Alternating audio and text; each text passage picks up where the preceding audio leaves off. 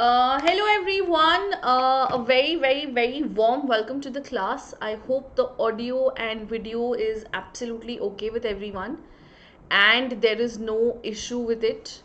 You can also tell me in the live chat if there is any issue that you guys are facing.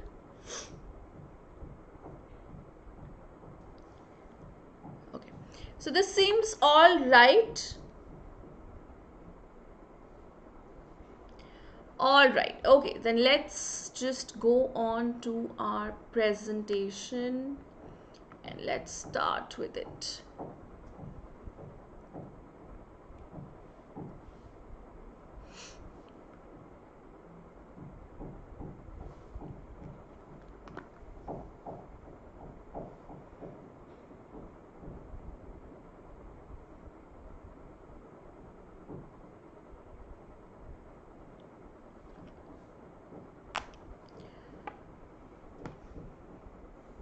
Okay, so a very good evening to everyone who is present here. My name is Nickey Sinha and a very warm welcome to the channel, guys. So a very warm welcome to Result Guru. Now this channel has been made for all those who are waiting to crack their state PSCs. Now this is particularly for the South region, particularly if you're talking about Telugu exams. And my name is Nickey Sinha and I will be your Indian history educator all throughout this journey of you preparing for your exams. And before we begin, let me introduce myself a little to you. So my name is Nickey Sinha and I have done my graduation from Delhi University, Lady Shri Ram College for Women. Then I did my masters from JNU. I am pursuing my PhD. It's a part-time PhD from JNU itself, which is Jawaharlal Nehru University. And I've already worked in a lot of prestigious schools, but right now I'm working here and I'll be taking your classes here. So before we begin, today's topic of discussion is going to be Introduction to Indus Valley Civilization. Now, as you can see, it is marked here. So we are going to be talking about history here. Now, as you all know that history has a time division. It is divided into 4 time periods. We have prehistory. We have something called prehistory. We have ancient. We have medieval. And we have something called modern as well. So here we will be talking about ancient history. And in ancient history, we will be covering the topic of Indus Valley Civilization. Now you know this topic is really very important. Indus Valley Civilization marks the beginning of ancient history. So before I begin, let me give you a brief timeline that we will be following, a timeline that will help you get an understanding of the entire history that we're going to cover. So let me just give you a brief timeline here. All right, so I'll draw a timeline for you. So basically, if we are to talk about the timeline, we start from human evolution.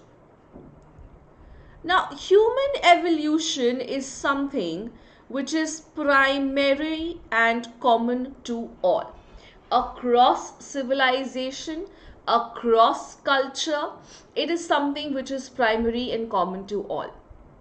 Now, human evolution, when we were in this phase of human evolution, what we have to understand here is that we were a self-sufficient society. Means everything that was required by us, we were the ones who were producing it. Fine. So everything that was required by us, we were producing it. So we were a self-sufficient organization. We were a self-sufficient society. There was no interdependency. People wanted to hunt, they went and hunt. People wanted to gather, they went and gathered. But we move ahead from human evolution. So when we move away from human evolution, we will see the rise of civilizations. And even before civilization, we will see the rise of something called settled farming.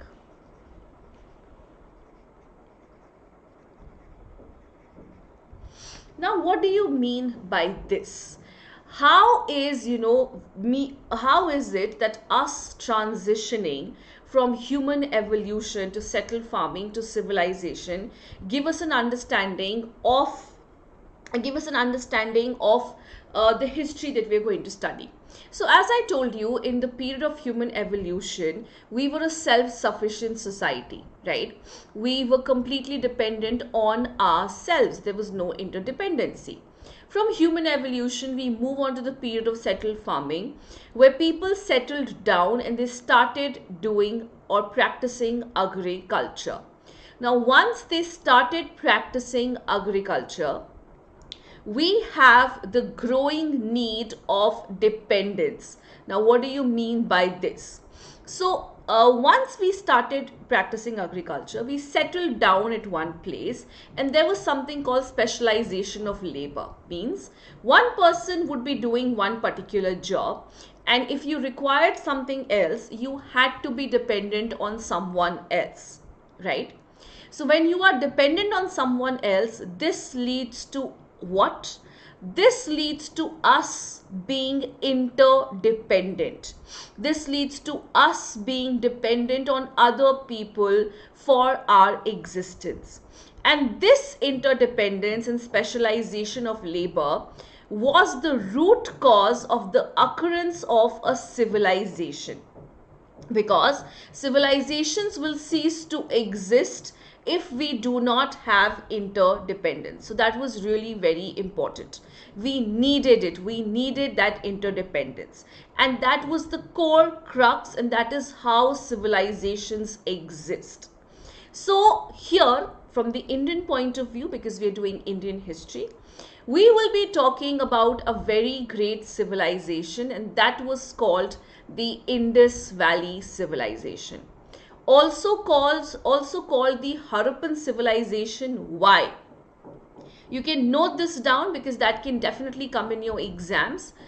Indus Valley civilization was also known as Harappan civilization. You know why? Because Harappa was the first site to be discovered. Now, before I delve into the chapter, I just want to make sure that you understand a few things.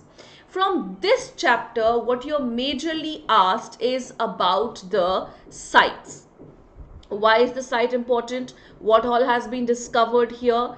And particularly, you are also asked about the archaeologists who are responsible for working on this particular civilization. We have Cunningham, we have Marshall, we have Ernest Mackay, we have Dayaram Sahani, we have R.D. Banerjee, we have all of these archaeologists who have worked for this particular civilization. So that's what we will be focusing on. So now let's start with the chapter. So I'll be telling you a lot about the sites today. I'll be giving you some major important facts about the sites today. So that's what we will cover in today's lecture. So without any further ado, let's start quickly. So first of all, let's understand what is the meaning of the word Harappan culture. Harappan civilization or Indus Valley civilization has sometimes been referred to as Harappan culture as well. Why? What is the meaning of the word culture? Culture is basically used by archaeologists to refer to a group of objects which are distinctive in style, which are different from others in style, that are usually found together in a particular geographical area and in a particular period of time. So let's take an example of Harappan seals. So as you know, Harappan seals are obviously distinctive in style. They are different as compared to other seals that has been found in other civilizations. They are usually found in a particular geographical area. So particularly they have been found in the Indus Valley civilization only and nowhere else, and in a particular period of time. Fine. So mostly it has been found from 2600 BCE to 1900 BCE. So that is the time period that we are talking about. So a lot of things include seals, weights, stones, etc. These are some objects which are not just distinctive in style. They are found in a particular geographical area, and at the same time they are particularly related to a particular time period, which is from 2600 to 1900 BCE. That is why Harappa has also been known as in Harappan culture. Alright, so let's move ahead. I hope everyone has understood this and there's no difficulty. So moving ahead, we are going to be talking about the chronology or the time period of Harappan civilization. Now this is very important. This is very, very, very important. So according to radiocarbon dating, the most accepted time period of Indus Valley civilization is from 2600 BCE to 1900 BCE. That has been the most accepted form, that has been the most accepted time period. And it is also proven, so apart from radiocarbon dating, it has been also proven by the fact that Harappans were definitely in contact with the Mesopotamians in 2600 BCE. So that is why we have, and most of the archaeologists have come to the conclusion that the mature phase of the Harappan civilization was from 2900 to 2600, but basically it was from 2600 to 1900 BCE. Now I will show you the next slide, and I can tell you that there are different archaeologists who have proposed a different time period. But the most agreed time period is from 2600 BCE to 1900 BCE. Now, Harappan civilization has been divided into different phases. Now, first of all, we have the early phase of the empire. Now, this early phase lasts from 3300 to 2600 BCE. Fine. Then we have the mature phase, which is the most important because that's where that's when the civilization was in its most developed format. Now this lasts from 2600 to 1900 BCE. And then we have the later phase of the empire, or you can call it the decline phase of the empire, which lasts from 1900 to 1700 BCE. Alright, so these are some basic time periods, some very basic time periods, or some very basic chronology of the Harappan civilization. Now let's see what is the time period which is being offered by different archaeologists who have worked on this civilization.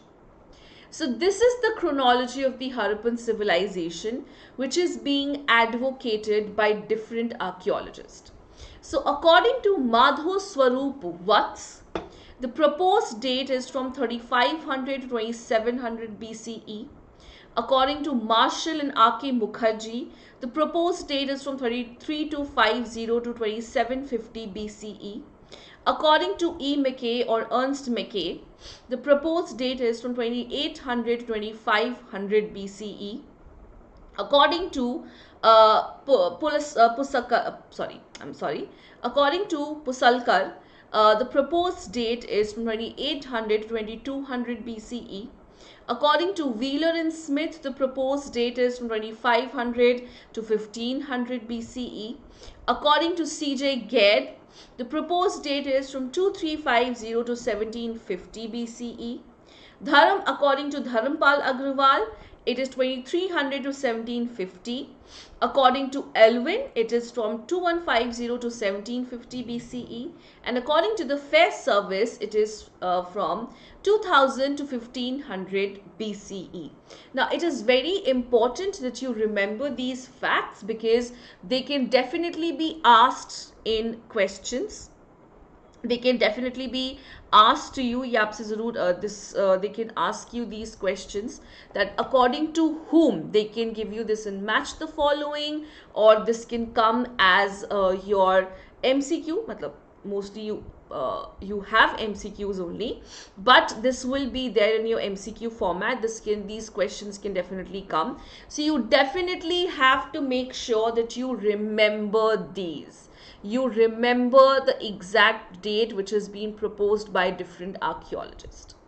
Alright, now we have spoken about the chronology of the Harappan civilization. Now we are going to move ahead to some of the most important sites of the Harappan civilization. We will be talking about the most important sites of the Harappan civilization. We will be talking about why they are important, what is the location, what is the exact time period, who discovered them, how were they discovered, what are the important things which have been found there. All of that we will be talking about. So let's move ahead and talk about some of the main sites of Harappan civilization. Now, the most questions that you can expect from this particular chapter or this particular topic is from your sites only. Now, there are a lot of sites which we will be talking about in a lot of details. We will be talking about all the factual information that is possible. So let's first talk about Harappa. The most important thing that we need to know about Harappa is that it was the first site to be discovered. What was it? It was the first site to be discovered. Alright. Now, and because it was the first site to be discovered, it has also been called as the Harappan civilization, or Indus Valley has also been called as the Harappan civilization because Harappa was the first site to be discovered. Now, a lot of you will get confused, but Harappa is not located on the Indus River. It is actually located on the river Ravi. Okay, where is it located? It is located on the river Ravi. Now, it was the first site that was excavated by Dayaram Sahani in 1921. So, Dayaram Sahani discovered seals from Harappa, and R.D. Banerjee discovered seals from Mohenjo-daro. And when they discovered that these seals are very similar to each other, that's when they concluded that they both the settlements belong to one particular civilization. Now, a lot of things have been found here. Around 6 granaries have been found. Now, granaries are places where grains are stored for a rainy day, for days when there is floods or for days when there is a drought or a famine. 16 Agni Kund or fire pits, or they are also known as fire altars, have also been found. What are fire altars? Fire altars are basically those places where we perform havan, where we perform pujas. Fine. 891 seals have been discovered from this place. How many seals? 891 seals have been discovered. We also have discovered 2 red stone idols. One is of a dancing girl. We already know this. This is also displayed in the National Museum in Delhi. And the other is a naked bust of a male. So, naked bust means basically the upper portion or the torso portion has been represented in the form of a sculpture. There is also a cemetery which is located which is known as R37, that also has been located in Harappa, that also has been found in Harappa. We have also found some other things here. We have also found what is known as hoards of gold. Hoards of gold has been found in Harappa. So this indicates that it was a major center. It was a major settlement, which also indicates that people living here were quite rich and they could afford these things.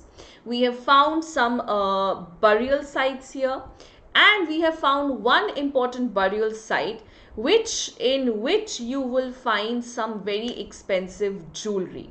So there is a person who has been buried with a necklace which is made of 3 shell rings, jasper beads, and thousands of micro beads. What has he been buried with? What is the necklace being made of? 3 shell rings,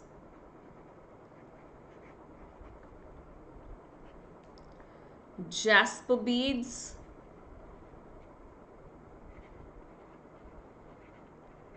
and thousands of micro beads. So this is a very important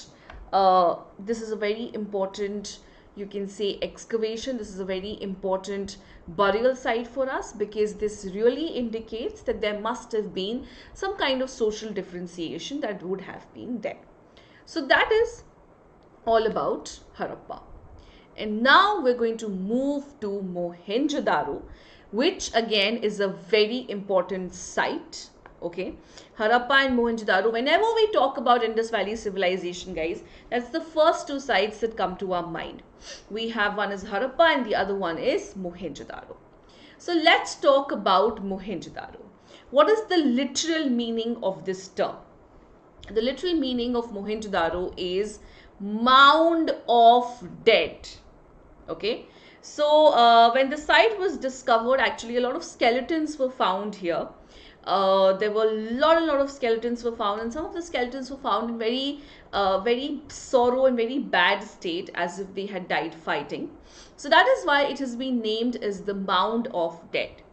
Where is it located? Now Mohenjo-daro is located on the river Indus in the Larkana district of Pakistan. So Mohenjo-daro and Harappa, 2 main sites of Indus Valley civilization. Both of them are located in Pakistan. It was first excavated in 1922 by R.D. Banerjee. So as I had already told you, both of them discovered seals from respective settlements, and both of them decided, because the seals look so similar, they must have been part of one particular civilization. Now, further excavations of Mohenjo-daro was done in 1930 by Marshall, McKay and Dixit. So these are very important archaeologists, guys. You have to remember them. Now, important finds include the Great Bath, the granaries, the figure or the sculpture of the dancing girl, seals, and the idol of a priest, also known as the priest king. Okay, so this person is also known as the priest king. And why has he been called so? He has been called so, I'm so sorry. He has been called so because we found similar sculptures in Mesopotamia, and in Mesopotamia they were referred to as the priest king.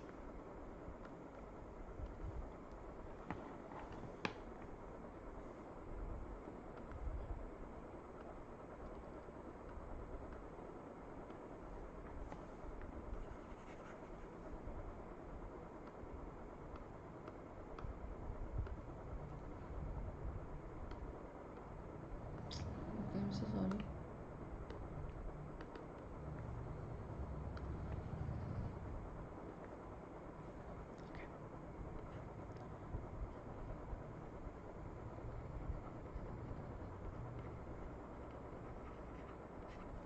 All right. Okay, I'm so sorry about that. I just wanted to remove it, rub it and write it again so that it's clear. Now, 700 wells have been found in Mohenjo-daro, which is an indicator that irrigation was done through the wells. It is also an indicator of so now most of the houses, so let me tell you this, most of the houses that has been found in Mohenjo-daro, they always usually have two sets of wells. One is inside the houses, and the other well that you will find is outside the house. Now, why so? Why has it been so? It is an indicator that anyone who was passing by could use the well outside to refresh themselves, to have a drink of water. So, water resources was an important aspect of Indus Valley civilization, and this has been proven from the fact that 700 wells have been found in Mohenjo-daro. We also have found little faience pots. Now, what is faience? Faience is actually a material which is very hard to work on. It was an expensive material, and faience pots have been found, and these faience pots were actually used as perfume bottles. What were they used as? They were used as perfume bottles. So let's just write that down so that it becomes very much clearer to us.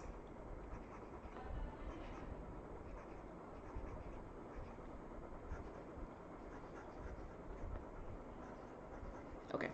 So they were used as what? They were used as perfumed bottles. So that's about Mohenjo-daro. But before I move on to the next slide, we have certain things that we need to talk about. Inside Mohenjo-daro, we have found the Great Bath, we have found the granaries, we have found some other important things which we really need to talk about. Fine. So let's talk about the Great Bath. Let me give you a brief structure here. So how is the Great Bath looking? So I'll just draw a small structure for you. So this was the tank that we talked about. There were flights of steps on the north and the south. Okay, so इस तरह से north south direction में flights of steps हैं, ठीक है? Then we have rooms on all sides. So we have rooms here, we have rooms here, we have rooms this side, we have rooms this side, we have rooms this side, and we have rooms this side. Okay. Now, in one of the rooms there was a well. Now this well was responsible for supplying fresh water to the tank. Alright, so let's take a look at the Great Bath. So this is how the structure is. Now let's take a look at the basic facts or the basic features of the Great Bath. Now what are the dimensions? This is the length, this is the breadth, and this is the height. So length is 39 inches, breadth is 23 inches, and the height is around 8 inches. It is made of bricks, and the bricks were burnt bricks. Now floors and the walls have been bituminized so that the water does not leak out. So basically the floors and the walls have been cemented, okay, using a mortar of gypsum, which means that the water will not seep in or the water will not leak out. Now, as I told you, there are verandas on the 4 sides, and behind 3 verandas are small rooms. So basically you have verandas, like this is the structure. This kind of verandas you will be found on the 3 sides, okay, and you will also find rooms on all the 3. So basically along the 3 sides, so 1, 2 and 3, you will find rooms along these verandas. There are 2 flights of steps from the north and south, this I have already told you. Now towards the northern side, we have another building which had 8 washrooms, 4 on each side. So this is how the washrooms would be arranged. 1, 2, 3 and 4, and again 4 on each side. So there were rooms on the northern, there was a building on the northern side which had washrooms like this, and they all had, they were all connected to a central drain here. ये सब जो थे वो एक central drain से connected थे. इन सब का जो drainage था वो actually all of the drainage was connected to one central drain here. Now, as I told you, there was a well in one of the buildings, in one of the rooms, which supplied the tank with fresh water. So that was about the Great Bath. Okay. Also, let me write down that it was bituminized using a mortar of gypsum.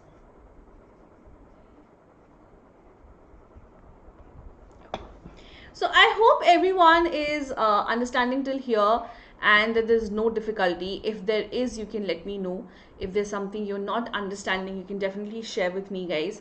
Do drop in the comment section what you liked, what you don't like about the session, what you would want me to improve. Everything I would love to know and improve on it. So that would be really great if you do that. Okay, let's move ahead. Let's talk about the granaries. Now, what are granaries? Granaries are places where grains would be kept for a rainy day.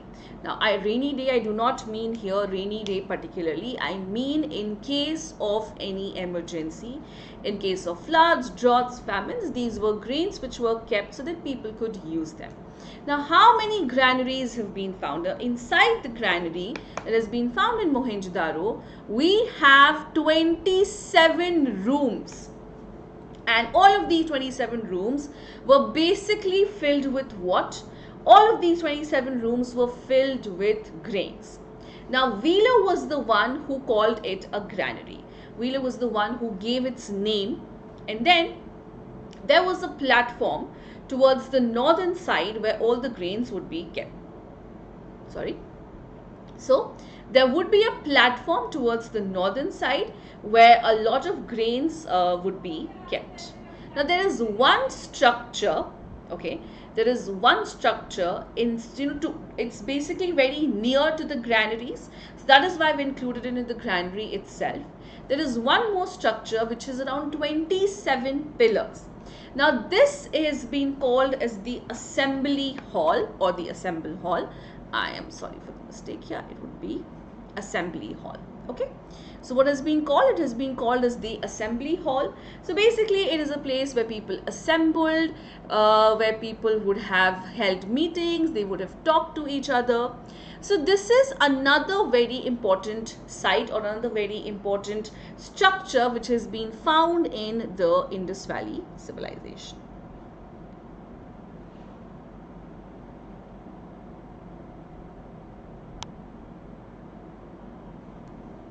Okay, moving ahead. Now let's talk about the houses. What kind of houses have been found in the Indus Valley civilization? Again, I'm going to draw a brief structure for you so that you don't have to remember facts. It would become easy for you to remember these facts just on the basis of the drawing. The first thing we have to understand is that the houses were centered around a courtyard. So this is what the courtyard would look like. Then there will be rooms on all three sides. So you will have rooms here, you will have rooms here, you will have rooms here, you will have rooms here. Sorry, on all four sides there will be rooms. Now, suppose this is the entry of the house. Now, the entry was in such a manner that it did not give a direct view into the house. So, suppose this is the entry of the house. This is where the gate would be situated. So, there would be a long corridor kind of a thing. Fine. What would there be? There would be a long corridor kind of a thing. So you would enter from here. You would enter from here. You would enter from this corridor. So before you gain an access to the inside of the house, you'll have to cross this long corridor. So anyone who was coming did not have a direct access to inside of the house. Now, the rooms, there were rooms on all four sides, as I've already told you. And they had a lot of concern for privacy as well. Okay, they had a lot of concern for privacy as well. You know why? First of all, as I told you, the entrance did not give a direct view into the house. And at the same time, we have one more thing which is happening. And that is, there were no windows on the ground floor. So that anyone passing through on the road would not have a peek inside the house. The light and the ventilation was provided by the courtyard. There was a second floor or a story which has been indicated by the presence of stairs in some of the houses we have found. Some of the houses are two-room houses, some of them are palatial as well. And let us see what other features we can talk about. Now, houses are well planned in a grid-like manner. Now, what is the grid? Grid is something like this.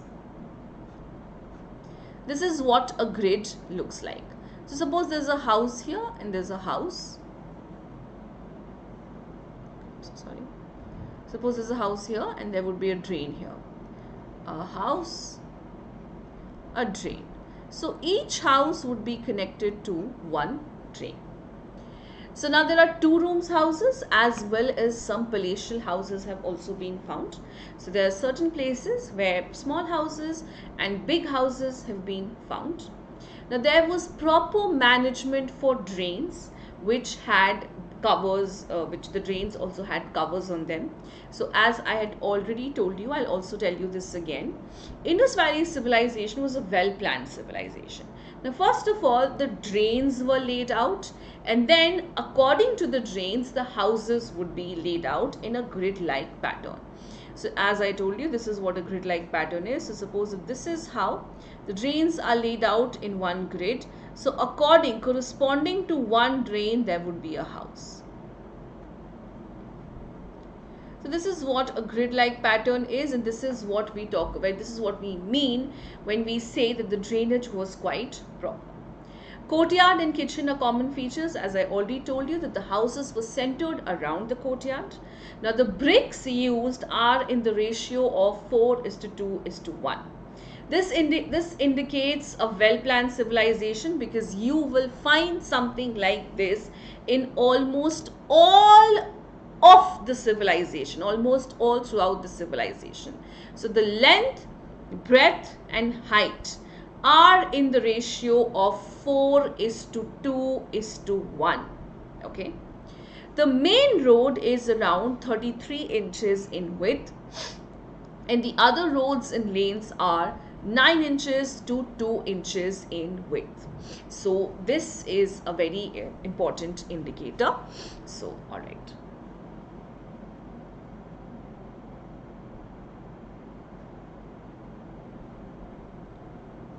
And I'm so sorry guys, I think I made a mistake here. Just give me 1 second.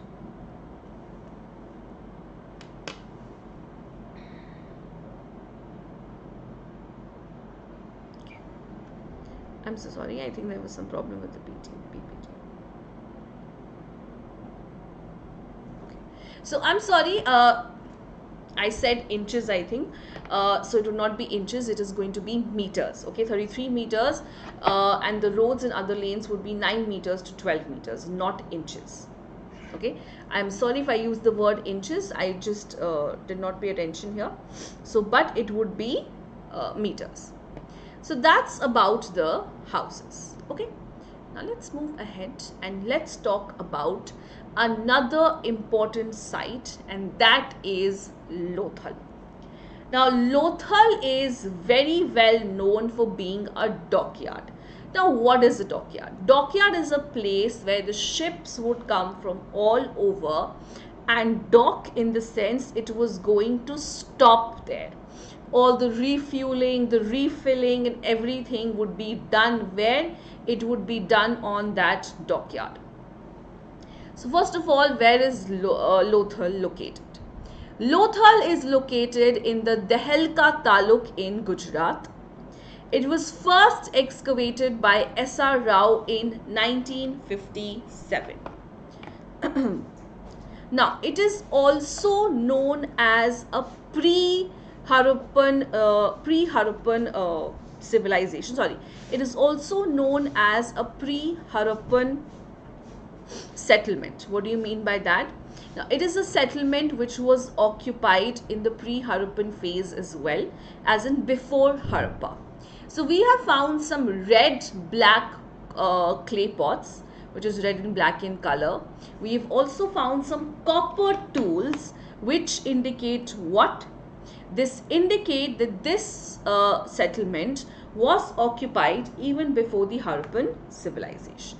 Now, It is situated on the confluence. So where Sabarmati and Bhogwas river meet, that's where it is situated. And it is known for a built brick tank-like structure. So here in Lothal, you will also find this huge tank-like structure that was completely made out of bricks. It was a dockyard, I had already told you. It was important center of sea trade with the Western world. So we had trade with the Western world, and by Western world we mean that we had trade with Mesopotamia. So it was an important center because that's where all the ships would be docking. We have also found a bead making factory here. We have found terracotta horse, indicating that horses were known to the people of Indus Valley civilization. We have found seals from Iran, and these are some of the important sites, or these are some of the important finds which we have found in Lothal. So let me know, guys, if you have any doubts or if there's anything that you have not understood.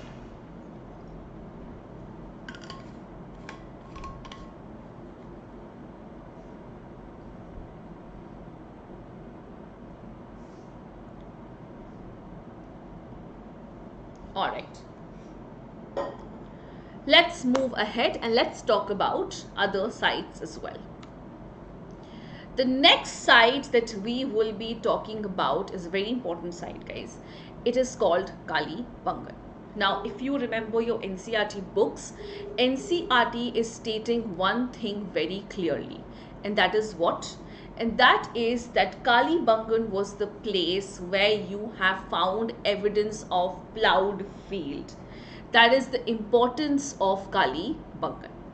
Now, apart from that, there are also other things which are there in Kali Bangan. Just a second. So, first of all, where is it located? It is located in Ganganagar in Rajasthan. I will also be showing you a map of this. Thank you so much, Manisha. Thank you so much for saying that. I really hope you're understanding, and thank you so much. Okay. So it is located in Ganganagar in Rajasthan. Now don't worry, guys, I will be showing you a map of all this. I will be showing you a map which will make it all the more clearer as to where each and every aspect is located. Okay. We have found evidence of plowed field here. It was excavated by Amlanand Ghosh in 1953. So there were different phases of excavation. So first phase of excavation was in 1953, and here the excavation was done by Amlanand Ghosh. Then we have Dr. B.B. Lal and B.K. Thapar, and they have done excavations in 1961.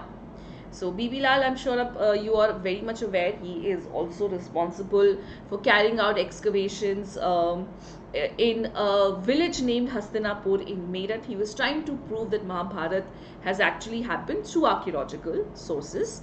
And then we have B.K. Thapar, he also carried out excavations in 1961. Now, number of fire pits have been found. Now, what does these fire pits indicate? These fire pits are an indicator that maybe some kind of yagyas or pujas was being performed in the Indus Valley civilization, because we have found fire pits in many places, guys, isn't it? You can see that fire pits have been found in many places even before this I have mentioned. Now, one very important fact that you should know about Kali Bangan is that it did not have a proper drainage system, guys. Okay, let's remember this. This is very important. It did not have a proper drainage system. So this is an indicator that maybe Harappan civilization was not as well planned as we think it to be. Maybe, there were some nitty-gritties or some mishaps that would have happened. And also the bricks that are used here are not burnt bricks. The bricks that are used here are also earthen ones. So again, this is a major indicator that maybe it was not as well planned, and it did not have a proper drainage system as well. Now, I will be talking about the drainage system towards the end of the session. Let me first talk about some of the important sites. Then I will be talking about the drainage system as well, because that also needs to be understood. Now, Chanhu Daro. If you remember your NCERT books, Chanhu Daro is one of the most important sites. You know why? Because it is the site of craft production.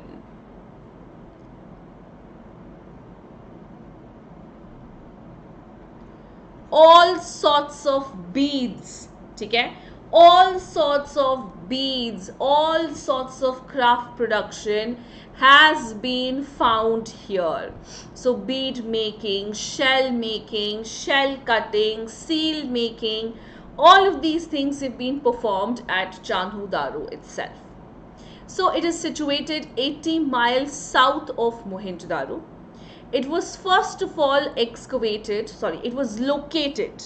It was not excavated, it was located by N.G. Majumdar in 1931. Then the excavations took place under Ernst Mackay. He was the one who was supervising it. Fine. It is the center of craft production. Now, one very important thing that we have to understand here is there is no evidence of a fortified structure here. Now, what do you mean by a fortified structure? So before I move further, let me just explain this. Let me give you just brief information. This is sort of important. So basically, Indus Valley civilization, any civilization or any settlement in Indus Valley civilization would be divided into two parts. Okay, we have the citadel.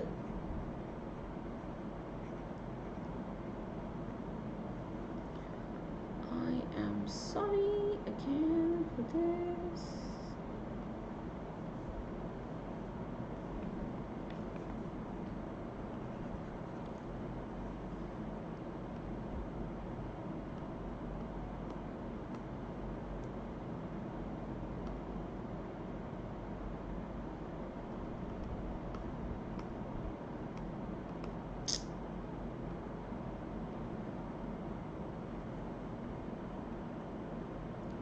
Sorry about that. We have the citadel and we have the lower town. Now, if we were to take, suppose, let me just explain this. So, if we were to take this book and let's understand that this is the basic structure of a settlement. A citadel would be basically raised on a upper ground. So this is the upper ground, right? So this is where the citadel would be constructed. Fine. Citadel would always be made on a raised ground. That is the first point you have to remember. It will always be on a raised ground or on the higher ground. That is one thing.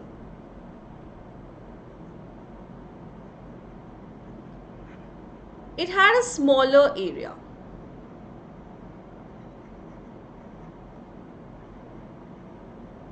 Okay.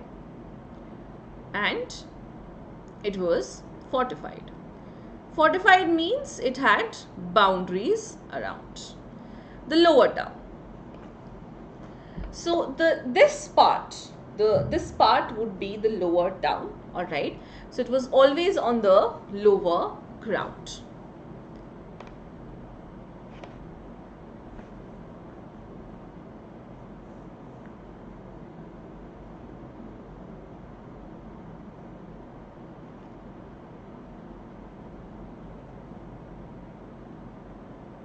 Now, bigger in area, obviously, because that's where all the residential quarters would be located.